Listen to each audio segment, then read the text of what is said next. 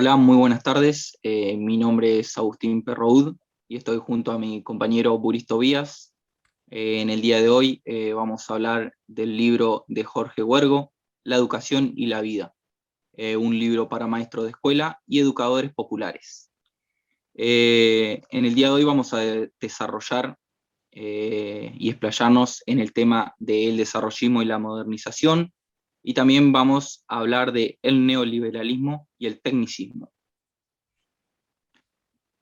Arrancando por el desarrollismo y la modernización, vamos a dar un pantallazo inicial de lo que son estos términos.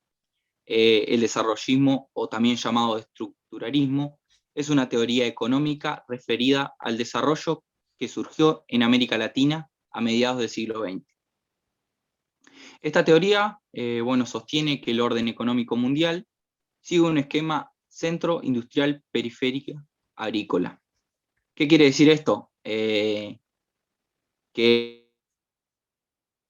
en centrales y periféricos, a nivel, justamente industrial. Razón por la cual se produce un deterioro estructural de los términos de intercambio en el comercio internacional.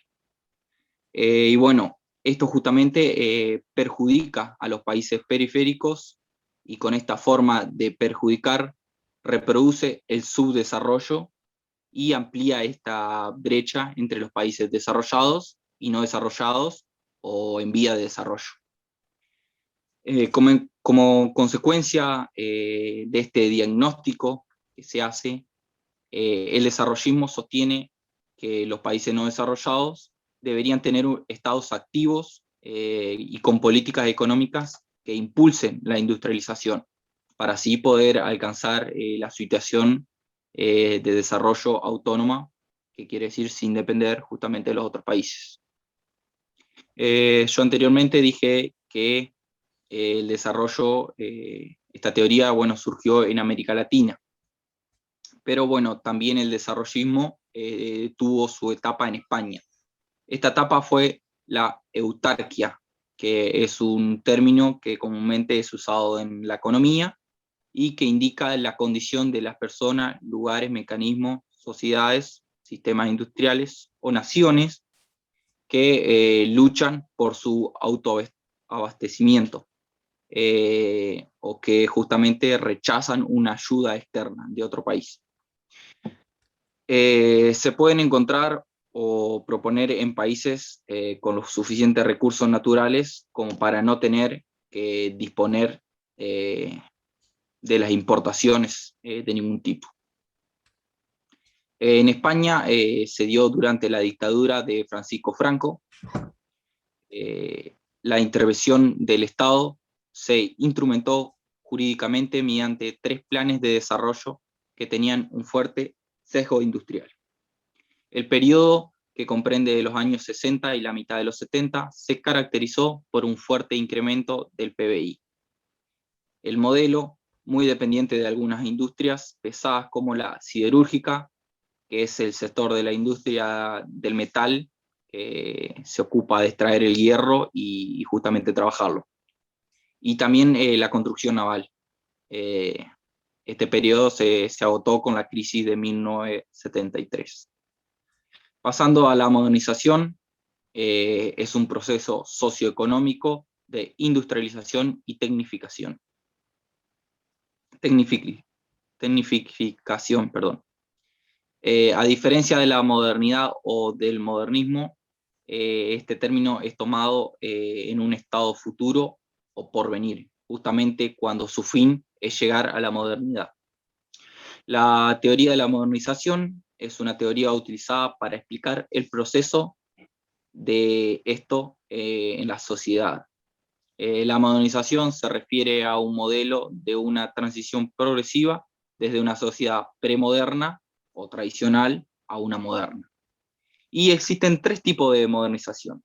La modernización capitalista legal, que se caracteriza por voltear todo, comienza una nueva clase social que empieza a tener poder y nuevas ideas. Es competente con distintos factores de la sociedad. Después, otro tipo de modernización es la tradicionalista, que parte de una sociedad tradicional que se moderniza a sí mismo. Esta sociedad importa valores y tecnologías de modernización. Aún así, sigue conservando algunos valores tradicionales, por eso el nombre. Y después tenemos la modernización socialista. Es más bien dirigida por el Estado y por otra parte con ingredientes muy fuertes, como es el sentido de igualdad entre las personas. El desarrollismo comenzó a fines de los años 50 y este era un nuevo movimiento de alcance político, económico, social, cultural y educativo. El desarrollismo, que además tuvo una dimensión continental, parte del concepto que proviene de la economía, aunque también está relacionado con la antigua idea de progreso indefinido. Lo que buscaba el desarrollismo era que los países económicamente avanzados o desarrollados tengan un nivel de prosperidad y un nivel de vida para la masa del pueblo superiores a la de los otros países. Daniel Lerner fue un especialista en guerra psicológica porque trabajó en investigaciones y tecnología durante la Guerra Mundial. También fue un profesor de economía Ford en el Instituto Tecnológico de Massachusetts. Fue un erudito y un escritor estadounidense. Este decía que es posible realizar un proceso de transición de un estado tradicional a un estado modernizado, a partir de establecer una tipología social de las actitudes, que vendría a ser estudiar todas las actitudes de la sociedad. La empatía, que es la movilidad psicológica propia de la persona moderna, ha permitido justamente el quiebre del fatalismo y la pasividad, propia de justamente una economía tradicional. Bien, como ya dijo mi compañero Agustín, yo soy Tobias Buris, y otra de las personas que aportó al movimiento desarrollista fue Walter Whitman Rostow. Él fue un economista, un político estadounidense conocido por su oposición al comunismo. Era creyente en la eficacia del capitalismo y la libre empresa, y fue también consejero de Seguridad Nacional. Él decía que la teoría de la modernización eh, va a ser operacionalizada mediante múltiples investigaciones. Rostow también dijo que todas las investigaciones se enfocan en el pasaje lineal de una sociedad tradicional, de manera cultural y política, y de todos los obstáculos para la humanización a una moderna. Pero también para lograr este pasaje, las sociedades deben superar los 5 estadios de desarrollo económico, social, productivo. Estos 5 estadios son la sociedad tradicional, la sociedad transicional, el despegue, el camino a la madurez tecnológica y el alto consumo masivo.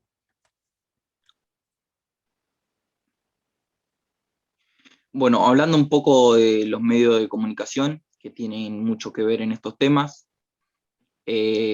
justamente estos se convierten en uno de los principales agentes de la modernización y el desarrollo. Estos se extienden, no abarcan todas las latitudes, las actitudes, las prácticas, los productos, los consumos, las relaciones propias de la modernidad. Esto justamente lleva a que el Departamento de Estado de los Estados Unidos intensifique los programas sectoriales de difusión de las innovaciones. Everett Rodgers fue un sociólogo y profesor muy conocido por haber sido uno de los primeros precursores de la teoría de la difusión de innovaciones en el año 1962. Se convierte en el líder de este proyecto difusionista y de las estrategias de acción a seguir en la sucesión de estadios, ayudando a desarrollar un sistema de modernización dentro de Latinoamérica.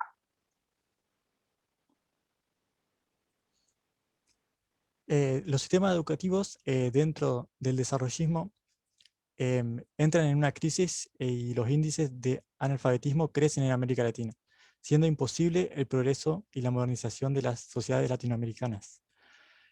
En ese entonces, en América Latina, y los medios y las nuevas tecnologías son utilizados de acuerdo con una lógica de entretenimiento. No eran utilizadas para la educación.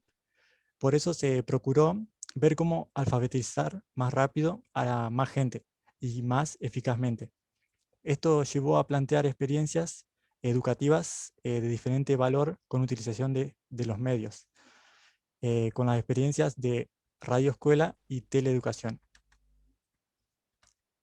La vinculación explícita entre la comunicación y la educación están haciendo en este clima cultural e ideológico. Cargan las prácticas educativas con una nueva representación y una nueva demanda.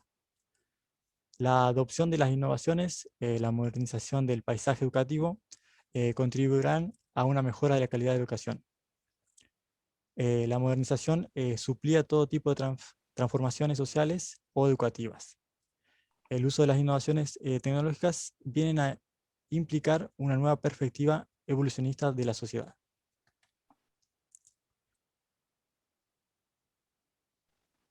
Retroalimentación o feedback.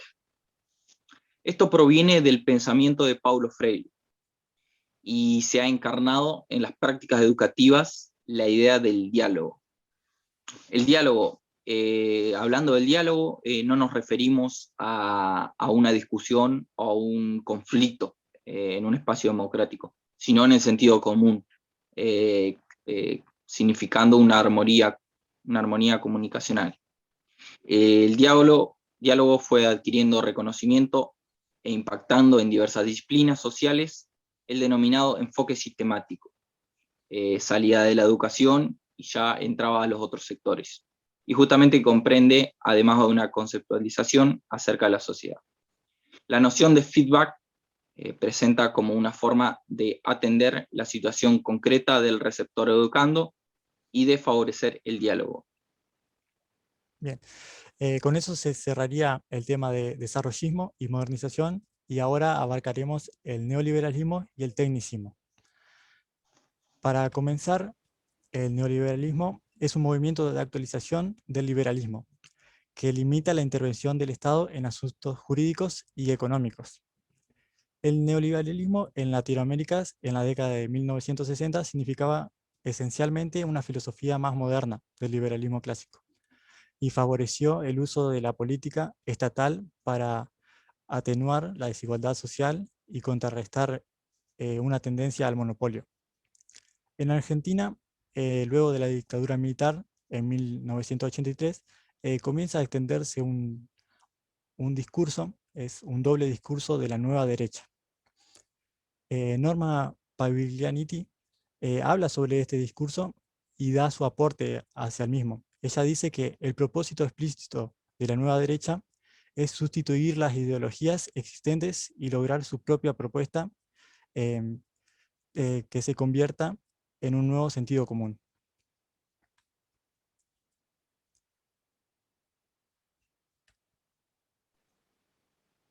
En el marco de la reestructuración del poder mundial, el neoliberalismo se ve favorecido por el desarrollo de las empresas transnacionales. Esa condición fue la desarticulación de los estados y de los pilares de su soberanía. El despliegue de los modelos políticos neoliberales ha producido tres equívocos o un triple equívoco. El primero se debe a la cooptación del concepto de democracia por parte del poder financiero. El segundo habla del planteamiento de la necesidad de construir un Estado neoliberal. Y el tercer equívoco consiste en la postulación de la postulada inclusión en el llamado primer mundo. Estos equívocos son propios de la época de restauración conservadora, como estrategia frente a los desafíos planteados por la revolución científico-tecnológica. Las vertientes ligadas con proyectos neoliberales plantearon una perspectiva economista en los procesos educativos.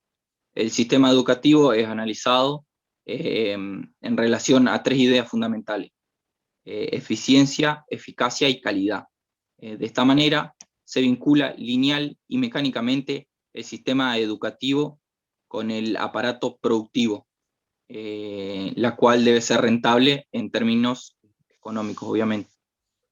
Según este razonamiento, invertir mejor no significa invertir más, sino desarrollar aquellas áreas educativas que demanda el mercado y considerar la educación como una empresa que debe mostrar su eficacia, eficiencia, rentabilidad y calidad.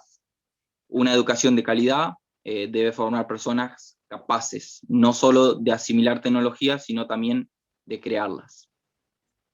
Esto terminó legitimando la desigualdad, distribución funcional del ingreso de la sociedad y, al ser traducida al ámbito educativo, sostuvo que la escuela es una unidad de producción equivalente a una empresa. El neoliberalismo incluyó también el recorte de la inversión por motivo de falta de calidad e eficiencia, encubriendo de este modo formas de privatización total o parcial y las diversas formas de hipotecar el futuro por la vía de financiamiento de la enseñanza. La desregularización significó un impulso a la educación privada y a un cuestionamiento a la educación pública, porque implicaría un crecimiento en el gasto público. El tecnicismo hace referencia a una confianza predominante en la tecnología y en el conocimiento técnico como factores primordiales para la sociedad en su conjunto. Este se asocia de forma directa con el método científico y las ciencias aplicadas, ya que en ambos, en su conjunto, son herramientas primordiales para el desarrollo de la tecnología actual. Ángel Díaz Barrigas es un reconocido profesor e investigador de nacionalidad mexicana, destacado por su trabajo dentro de las disciplinas humanísticas, tanto por su contribución a la lengua como en su ardua labor docente. También mantuvo un perfil notorio dentro del campo de las disciplinas científicas. Él hace su aporte a este tecnicismo diciendo que la calidad de la educación no es un concepto unívoco, es un concepto que puede tener diversas interpretaciones y significaciones, con lo que se puede concificar la relación educativa y concificar a los sujetos de la educación. Otra persona que también hizo su aporte hacia el tecnicismo fue Alfredo Furlan, quien es un doctor en Ciencias de la Educación, profesor en Educación Física y licenciado en Ciencias de la Educación en la Universidad Nacional de Córdoba. Él dijo que si los conceptos de educación y su práctica significaban por sí mismos hechos positivos, bajo la imposición de dichos sectores, hemos de añadir la palabra calidad cuando tenga un valor agregado reconocido por todos como tal, de acuerdo con criterios de costo-beneficio.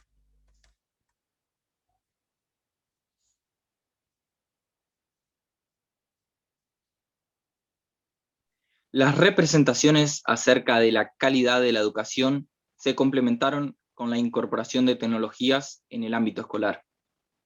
Una escuela de calidad es una escuela que posee y usa tecnologías de la comunicación. La información es el concepto clave de esta perspectiva, y el proceso de enseñanza y aprendizaje está condicionado por la eficacia en la transmisión de las informaciones.